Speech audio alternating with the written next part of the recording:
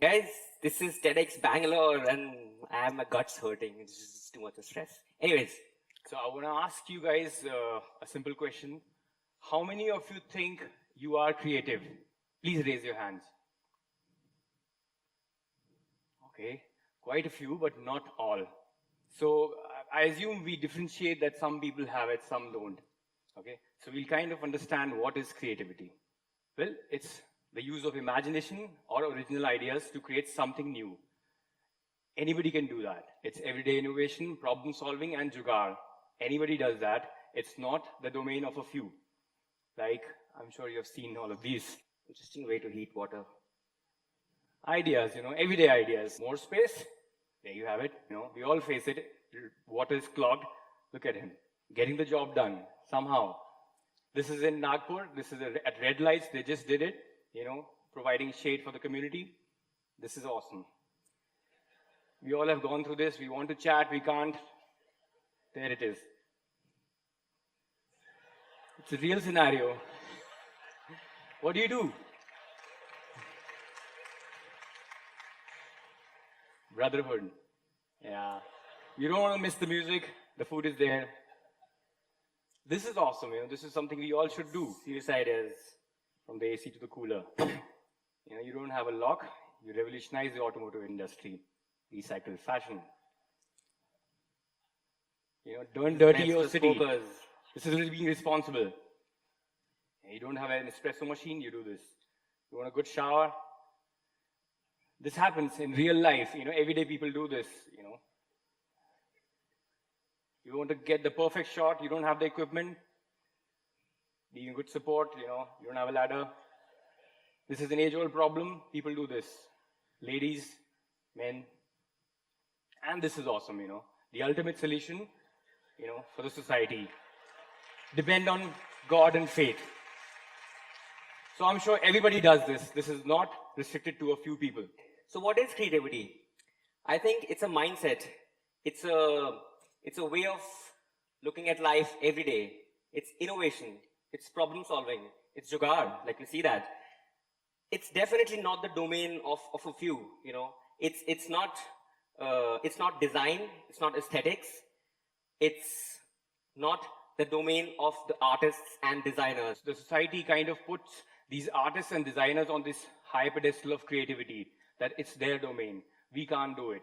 And that's the problem of associating yourself with these labels. You start believing in them. It happens with all of us every day, every time. So many places we don't realize how and where we start labeling ourselves. It happened with Manil. So this goes back to our story. And when I came to Delhi to pursue my vocation in art, and I came with a certain skill set, and I could draw well. This is the first sketch in school. Like, this is Shahrukh. I think this crotch hota hai, something like that. So I did this, and I got a lot of accolades that this is really awesome. But I had the skill. I loved doing these diagrams in school, but I never pursued it because it's not a subject in school. It's just a side thing. So I came here in Delhi, and I applied to all the colleges, the NID, NIFT, College of Art, thinking that this is where my career is. So people appreciated it. I got the first opportunity in my school. But what I came across, the dilemma was creativity versus skill. I thought I was an artist, people appreciated, but was this creativity? Whenever I went to any design institute, any coaching college, everywhere the word was creativity. And I could not find that association. The institutes told me that this is just skill, this is not creativity. So you start doubting yourself and believing in that notion, which might not be true. So, I tried to all these colleges, didn't get through anywhere. So I finally waited another year and got through. Now, what changed in 1 year? I don't think I changed, suddenly. But I just got through, and 16 years later today, I still don't know the definition of what a creative person is or what creativity is, but here I am. Maybe it's just another label. I want to understand, are most of us in our lives knowingly, unknowingly confined to these labels ever? Do we realize, as artists, in our long and short journey of, say, about 10 years, we realized we are not just artists. We are more. We can be much more. The problem here is not with the word artists, but with any word describing us. See, we all like to belong somewhere. We all like to feel that I'm somebody. I like to feel I'm a doctor, I'm an engineer, I'm a painter, I'm a sculptor. But the problem is, the moment I feel that I'm a painter, it actually fundamentally starts questioning the laws of creativity, which means creation of anything and everything. The moment I start believing that I'm a painter, I start putting out a thought in the universe that this is what I'm capable of. This is what my job is. Right at the onset, you start believing that this is what I'm capable of. Like fundamentally, as he said, you want to associate yourself. Why the society wants you to belong and wants you to find a comfort zone that this is who you are. But subconsciously, you start limiting yourself. And another aspect what comes in is that, especially in the creative fields, like for instance, I'm an artist, I would start believing that I'm just a creator, like for instance, an animator or a painter or sculptor. I would feel that I can only create, I will not market or sell. Somebody else will come in and do that job for me. Why? Because I feel somebody else is more qualified and more able to do that job for me.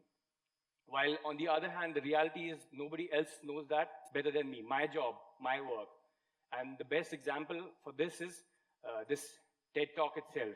When we were first told that, you have to speak over here, so we thought, let's hire a, content writer, a professional, a creative professional who would write this for us. We would give our key lines, keywords, and they would draft it nicely. It would be perfect. But we realized that, nobody else can do justice to our content more than us. So hence we are here. It technically is not possible, because it's my vision. I'm the one who's thought of it. I'm the source of the creation. How is it technically possible for anybody else to speak better than me? It has to be my articulation. And this is something that exists on both the sides of the table, be it as an artist or a designer, or be it as an audience. We realized when we did a first exhibition in say 2011, and this is the story for a lot of artists and a lot of art exhibitions. This is something that happens with a lot of art exhibitions. So an artist spends about 1 year creating a body of works. When the work is out in the exhibition, you have about 200 people, 300 people in a span of 30 days seeing the artworks. It's highly disappointing because you put in so much of your soul, your heart, energy, and all it goes out to is 200, 300 people. So we were frustrated by this entire scenario of things. We decided to put that same art on a car. So we painted our own art car and we drove it around the city. There's great art in galleries and museums, but as he said, the problem is that there's few attendance. So we painted our car, we took our art out on the streets, and suddenly, it was reaching out to much more people, where it's more organic, interactive, accessible to all, which is not there in the galleries. Devoid of any intellectual baggage, kids could interact, beggars, cops, they were enjoying it. It's illegal, but they were enjoying it. And it reached out to places we never went to, This is a cutting. So the idea was that we realized that the moment we went out into public space, it connected so much more. We removed the label of working in a gallery, this is what art is. And we took it out, to the people. And that led us to realizing that this is the space we want to be in. What actually changed was the idea of the audience. Every time an audience, I'll give you an example, you listen to a piece of music or you watch a movie, do you ever think what and how somebody else is looking at you, or whether they're judging you for your taste or not? But you walk into an art exhibition, you are constantly judged as an audience, that somebody has their eyes, somebody is thinking, he's not the right one to critique, he's not the right person to look at my work. And that is something where, again, the idea of labels start playing in. And my friends, this is the real fear, the idea of labels, where we start limiting our own experiences, be it as a creator, as an audience. Yeah, so it's, that led us to making this idea that we want to make a television show which takes art to the audience, change the whole perception of creativity, what people associate themselves to. 8 days ago, we thought of an idea. We wanted to make a television show on art, on TV. So we decided to shoot a pilot film. And we made a film. We shot around Delhi and Mumbai with the help of some people. And we took it to production houses across Delhi and Mumbai. They liked the idea. As artists, we were under the label that the only way we could do justice to that idea was somebody should take our creative inputs and make it for us. That's the only way we had thought we could do justice to it. So we took it to production houses. They liked it. They said, guys, can you raise money? I mean, if you don't raise money, we can't do this show. We were disheartened. We didn't know what to do. We gave up. Because we are artists, we realize that we have our art to get back to. Again, we had that label for ourselves that, we don't want to create, we don't want to sell our soul, we can't do this. So we gave up because times were good. But then, the wheels of time changed, the market, there was recession, the art market was down. We were like, what to do? We were looking out for jobs, for freelancers, trying to save our, lives. And suddenly we realized we had this idea, let's get back to it. So by a chance meeting, we met another production house and we showed them the idea. They loved it. And they didn't ask us to raise the money, thankfully. And they said, why don't you host the show? We're like, us hosting the show? We are just artists. How can we do that? Again, the whole label. And, but, thankfully to the director's vision, we realized that it made sense. Who better to project what we are wanting than ourselves? We are artists, we know the job inside out. And a random anchor would would not connect to the audience, would not know the feel. So we're like, cool, now we can be anchors. So we were happy with the role of being anchors. Now what? The show didn't move on. 4 months, we were sitting and waiting for the money to be raised for the show. There was a marketing team in our production house. I met the marketing guy and asked him, bro, 4 months, we haven't had a single money on board. How will we make the show ever? He said, Rohit, my job is to send 6 to 7 emails every day to different sponsors. I obviously can't force them to reply, to wait for them to get back. That's how the industry works. Yeah, that's how a marketing person responded to us, that I wait for them to get back. 4 months, we were disheartened. The dream was getting lost. One fine day, frustrated, we picked up the phone, made a cold call to a random brand, a company. Spoke to the brand head, found the number via LinkedIn, Google, called them up, said, sir, this is the idea we have. What do you think? They said, guys, this idea is great. Let's catch up tomorrow.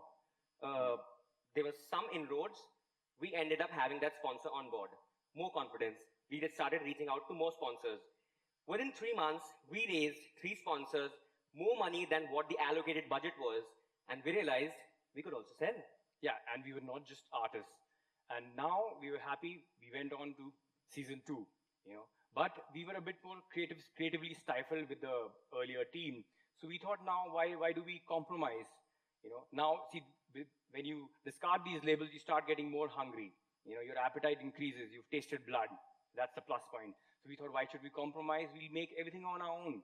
We can script, we can host, we can, produce, which is the biggest part. So we opted out. We moved out and we found another team. So this time, finally, we are here. We are scripting, we are hosting, we are producing, we are directing. And what we realized was the fact that we were not just artists at the start of it, but every time we hit a roadblock, the only thing that we tried to do was break the wall.